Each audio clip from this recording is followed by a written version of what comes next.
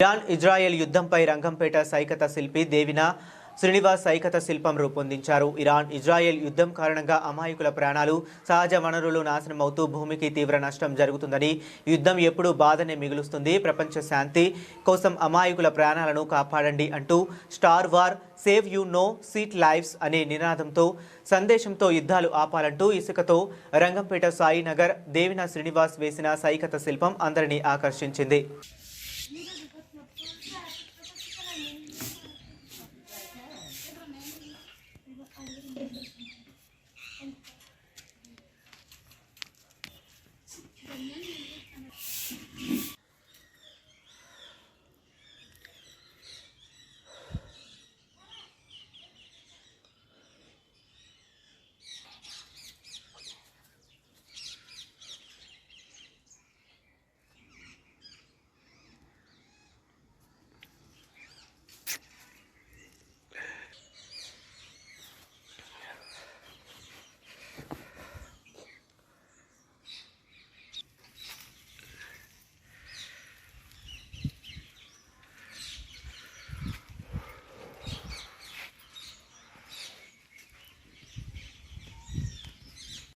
నా పేరు దేవిన శ్రీనివాస్.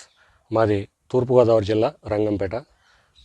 ప్రస్తుతం జరుగుతున్నటువంటి ఇరాన్ ఇజ్రాయెల్ యుద్ధాన్ని వెంటనే ఆపాలని కోరుతూ ఒక కళాకారుడిగా ఈ సైకత్ శిల్పాన్ని రూపొందించాను. అభంశుభం తెలియని చిన్నారులు కూడా ఈ క్షిపణుల దాడిలో చనిపోవడం జరిగింది. అలాగే కొన్ని వేల మంది ఇప్పటికే చనిపోయినట్టుగా గణాంకాలు చెబుతున్నాయి. అలాగే లక్షల కోట్ల రూపాయల ఆస్తి నష్టం కూడా జరిగింది.